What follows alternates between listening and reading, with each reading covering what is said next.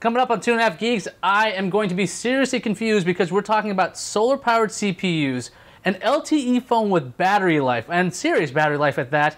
Flash may not be the future of storage, and a whole lot more, I think. The bar has been set wicked fast. It rocked in the benchmarks. We're going to up the ante a little bit. Processing power, I kind of understand this. Hey, welcome back to 2.5 Geeks. I'm Ayaz Akhtar alongside Dave Altavilla and Marco Chiappetta. How you guys doing? Just nodding. Okay, good. How are we doing? We're doing I'm getting the silent treatment. How about Mark? Let's ask Marco first. How you doing? I'm doing okay. How you doing, man? I am going to screw up this show royally. How about you, Dave? I'm hoping you're not going to screw up the show royally, and I'll be doing better if you don't. Yeah, today's that day where I prove my half-geekness, because today's episode, like I said in the teaser, will confuse me. Because I was looking at the lineup, I'm like, really? These are real things? So let's just dive right in.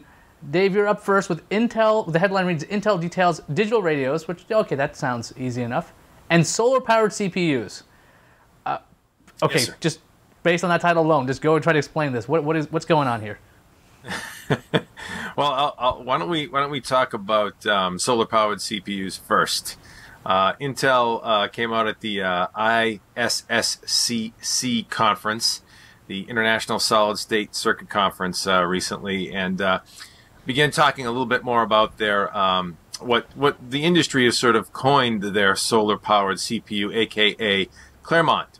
And actually, it's built on a technology that Intel has been pioneering called NTV, or near threshold voltage technology. And what that is sounds kind of mysterious and scientific, doesn't it?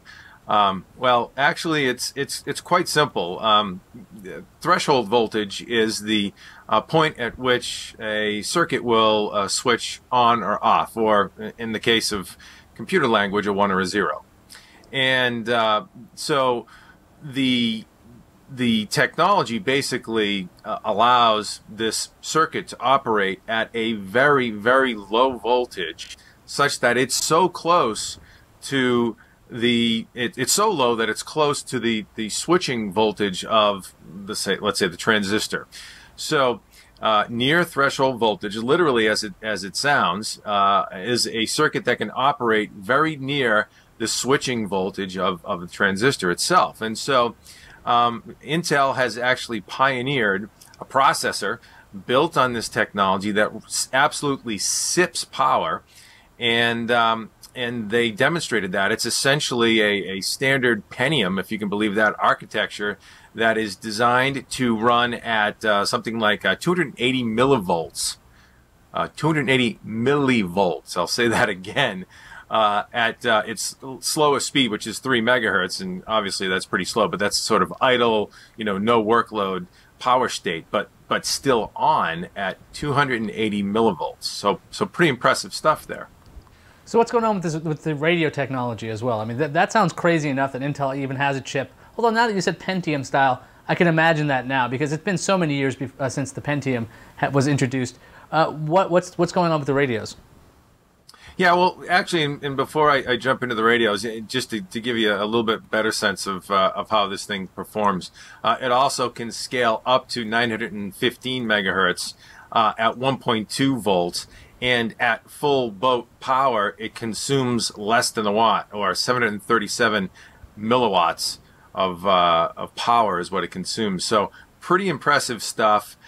They did demo it actually running on a solar cell. And so it really sort of plays into, or I should say the announcement plays towards what Intel is obviously decidedly focused on for the future, which is mobile, low power and mobile computing technologies. I mean, let's face it, there's been a ton of, research and development in that space. It's where the market is going. It's where a lot of the opportunity in the future will come from. And so Intel has seen that keenly, and then they're targeting lots of technologies in that space. And of course, along with that, you need power efficient radios. And what better way to make radios more power efficient than to bring what was traditionally an mixed, what they call mixed signal, and partially analog and partially digital solution for a radio to a fully digital solution. And so Intel actually has gone ahead.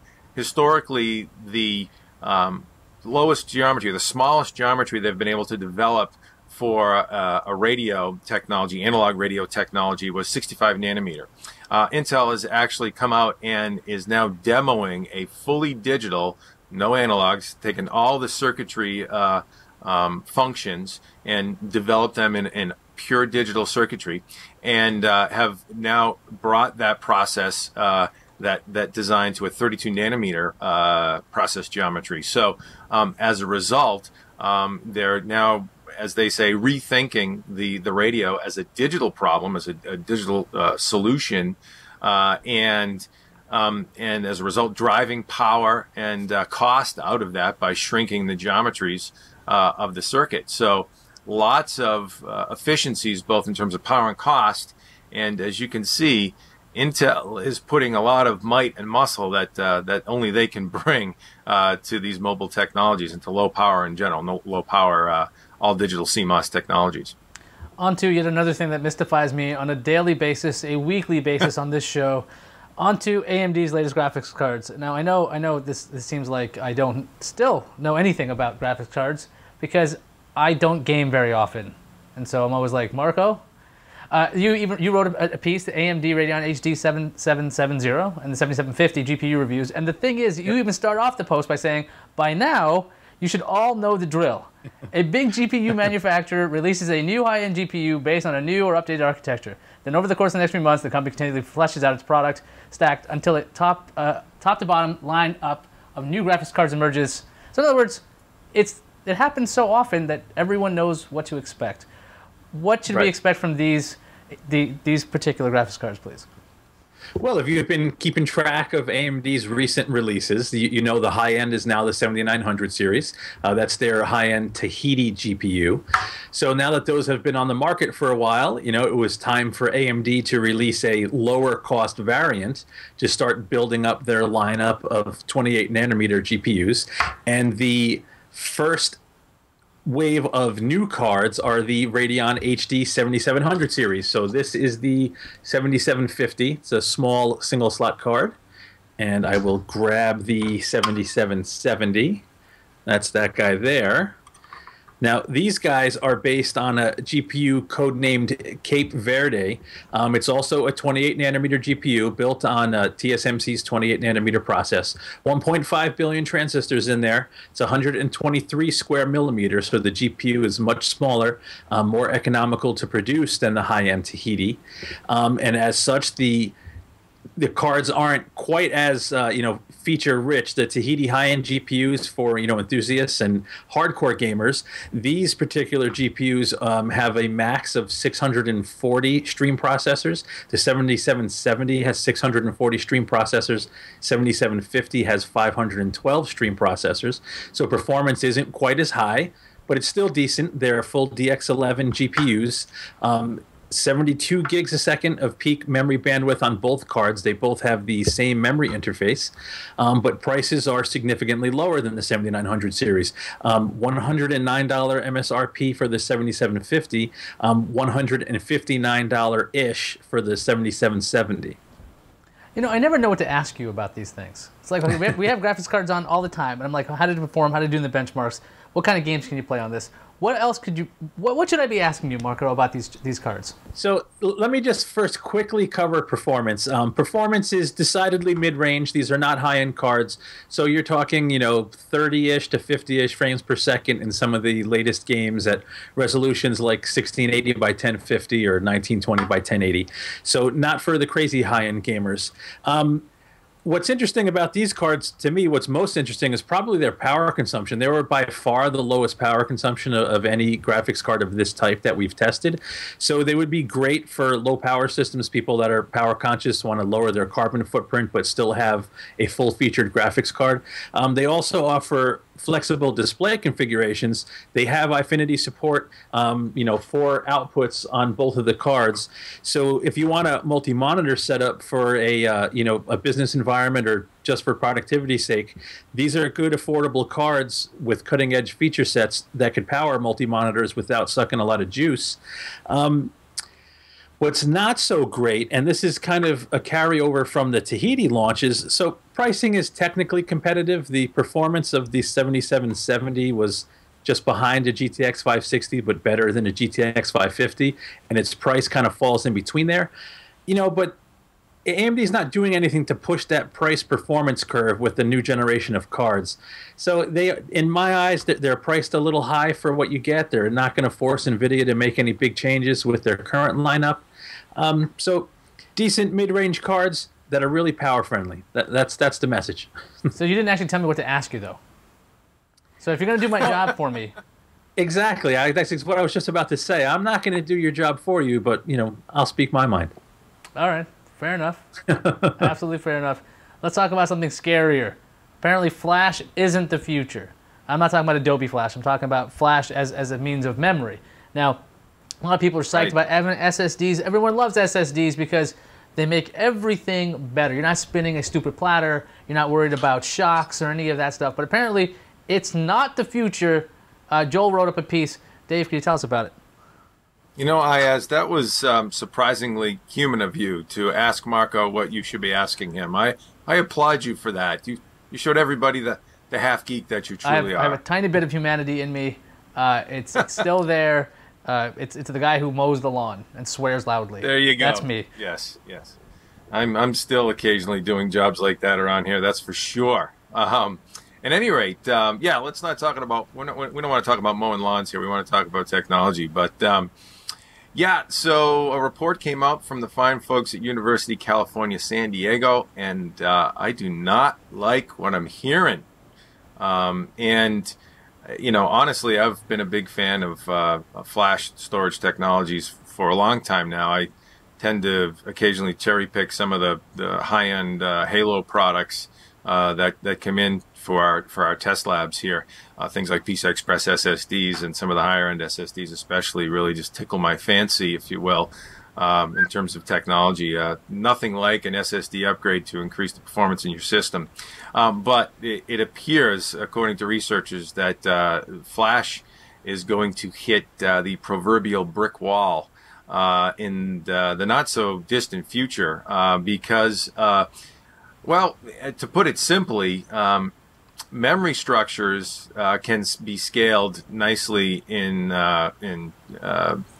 silicon technology, and things like DRAM you can scale for speed, and you can scale down lower in power and all that good stuff. Same thing for Flash. We can see increases in speed and reductions in power.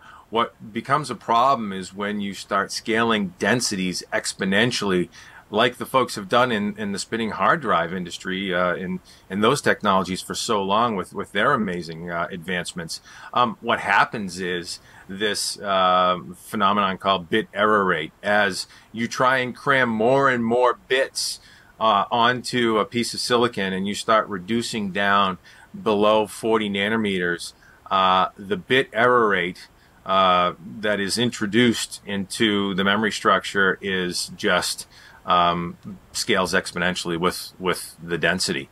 So we're starting to see where 22 nanometer bit error rates and certain types of flash technologies like TLC or triple layer cell flash technology, stuff that's used in media players and USB flash cards, stuff like that. They're so high that even the ECC error correction algorithms that are put in place to mitigate these bit errors aren't going to be enough, and it's looking scary. Like, really smart people are throwing up their hands going, don't see how this is going to work past a certain point. Well, I mean, isn't Flash kind of like the greatest thing for portability, and with the reliance on the cloud, wouldn't you just be keeping a bunch of spinning disks around over on the server side? I mean, do you really need to carry around, I guess, an SSD that could contain, I don't know, maybe petabytes of data? Because I mean, this seems like you're talking about as it gets smaller is when you start running this issue. Why not just have a big SSD? Yeah, well, you know, it's an interesting, certainly an interesting problem that you can attack from a number of different levels. I think, you know, mechanical size is certainly something that, you know, industry technologists are going to look at for a long time. I mean, data centers, you know, let's face it, with spinning hard drives, data centers are the size that they are and you consume the footprint and the power that they do, largely because of, you know, the stacks of hard drives that get stacked up. I mean, processors and flash chips don't take a lot of space. Hard drives do. And so, yeah, you know, a nice 2.5-inch SSD, you know, I see your point. It could get a little bit larger, maybe a 3.5-inch SSD if you need to just cram more chips into the package. But you still have to attack the problem from a number of angles for cost and power and all that good stuff as well. So the bottom line is below 40 nanometer, you know, as you get to 22 nanometer, flash structures are looking like a problem that needs to be solved, or bit error rate in flash structures is a problem that needs to be solved. And they're looking at ways of increasing density other ways. 3D technology, 3D stack technology is a way you can attack the density problem. But again, you're still looking at that bit error rate problem, even as you know, sort of attack it from another plane, you know, the 3D plane. Really, what it may look like is that we start to transition to things that aren't really flash, different types of memory structures. There's a new random access memory called RRAM that they're looking at right now, resistive random access memory, that instead of using silicon as a resistive material, RRAM uses a filament or a conductive path in the silicon. So there's lots of things that they're looking at these days to see where the next technology might need to be in solid state for you know, long-term storage for you know, versus temporary storage like DRAM. And you know, again, that's why they pay some of these guys the big bucks, some of these bright folks the big bucks. But yeah, right now there's a limit on the horizon for flash, and it's sort of an amazing thing to have them come out, you know, an industry that committed so much time and resources, and that there's so much traction in right now with flash technologies, SSDs in general, to come out and say, geez, this isn't looking so hot. On a much brighter note, we're going to talk about the Motorola Droid Razr Max, because this is something that's very unusual. Motorola had this crazy idea. They go, hey, these LTE phones we have, they're great and everything, but they survive maybe about 2 hours on LTE. LTE is that super fast wireless stuff. I'm sure everyone knows about this at this point. The Droid Razr Max, they decided to cram a giant battery in this to solve the problem. Now I actually have a Droid Razr right here. And so the Max is a little fatter than this because they went ahead and threw a battery in there. Now, how did you guys enjoy this with the review? I see that you had a review on Hot Hardware. Marco, what did you guys find out? So we really dug this phone, and Jen did this review for us. But me personally, I think this is one of the hot phones out there. The only negative for me is the lack of removable battery, because I'm a tweaker, and if I crash something and I need to reset my phone, sometimes it's easier to just pop a battery, and you can't do that with this guy. But you know, that's a discussion for a different day. So we really dug the Droid Razr Max. If you were just showing your Droid Razr, the Max is basically the same phone, same hardware inside, same screen. Whereas the regular Droid Razr has sort of a flat back that raises up where the camera is, the Max is a little thicker throughout that whole back area of the phone, so there's no hump on the back to accommodate, as you mentioned, a much larger battery, a 33 milliamp battery in this thing. So with the Max, Motorola claims 21 hours of talk time on this thing. You know, we have a bunch of other specs in there as well. You know, 7 hours of web browsing, which is huge compared to some other 4G LTE phones on the market. And as you'd expect, based on the similar specs to the original Razr Max. I'm sorry, the original Razr. Performance is, what you expect from a 1.2 gigahertz SoC. Decent performance, one of the better performing smartphones on the market. 1 gig of RAM in there, 16 gigs of internal storage plus a 16 gig micro SD card included. So a nice experience as far as the cell phone goes. But the standout feature is the battery life. And Jen actually tested at 400 minutes of 4G talk time on this thing. It's pretty good. Now, I've seen other tests out there that have shown that you basically can use this like a regular phone, and throughout the course of a day, checking out streaming audio and watching a video every now and then, making calls, and this might be one of the first LTE phones that you don't have to charge every night. I mean, this is kind of what I'm just kind of confused by is, why is this the first phone that does this? Why isn't everybody doing this? Because the battery is a monster. I think most of these companies, it's when they design their phones, it's all about making trade-offs. They want great performance, but you can't ratchet the clock speed all the way up on these SoCs without killing the battery. You want the phone to be thin and light, so you can't throw a giant battery in it. Motorola just said, to heck with it. Let's market the fact that this is a bigger phone. Let's call it the Max. Let's stick a giant battery in the thing and see if people want this longer battery life. And I think people are going to want it because the phone's really not that much bigger. I think the original Max is something like 7.1 millimeters thick. The Razr, that is. The regular Razr, I'm sorry. And the Max is 8.99 millimeters. So, yeah, it's thicker, but come on, it's 8.9 millimeters. Big deal. It's not like it's going to make your pants fall down if you stick it in your pocket. It's not that much bigger, So that's basically how they did it. They stuck with the current gen phone, a current gen SoC, and slapped a giant battery in the thing. It's just not rocket scientists. It's not rocket science, I should say. Yeah, I've seen a couple, the actual Macs at the studio, and I'm like, this is not so large. The thing is, these phones are getting thinner and thinner. They're putting in these giant screens, so the tech itself, the chips inside can be like just kind of spaced out. So there's all this extra room. Use the extra room, people. I love this idea. I hope this is beginning of a trend. I want to see a lot more Maxes in a lot of different ways, but who knows what's going to happen with Motorola and its cell phone division once Google buys them. I think they made a bunch of really good decisions on this phone. The 4.3-inch screen, I think, is kind of the sweet spot. You start getting a little bigger, it's a little much. 4.3 is kind of the sweet spot. You got nice high res Super AMOLED screen, great battery life. It's on arguably the best network in the country. LTE connectivity, if you're in an area that has it. It's still running gingerbread, but ice cream sandwich is coming. So lots of good stuff on this phone. This is one of those phones that I wish everybody would go check out even if they don't buy it. Just one of those cutting-edge phones that everybody should see and feel before they buy anything else. And quite honestly, I don't want to give back the Razr. I'm testing right now. I'm testing out a Razr because I have this Moto Active device that I'm really testing. But I need to use an Android phone, and I don't want to give it back because it's really, really freaking good. And if I had a better battery, I'd be like, I'm not ever returning this thing. And one more quick point. I have to make one more quick point. Motorola's also done a really good job with the accessories for this phone. Most people don't cover it, and I don't think it sells terribly well, but this phone will work in their latest web top, so you can plug it in and use it in their netbook like it looks like a notebook, but it's powered by the phone. It also has accessories where you can plug it to your HD TV and stream movies to your big screen. Just lots of cool accessories.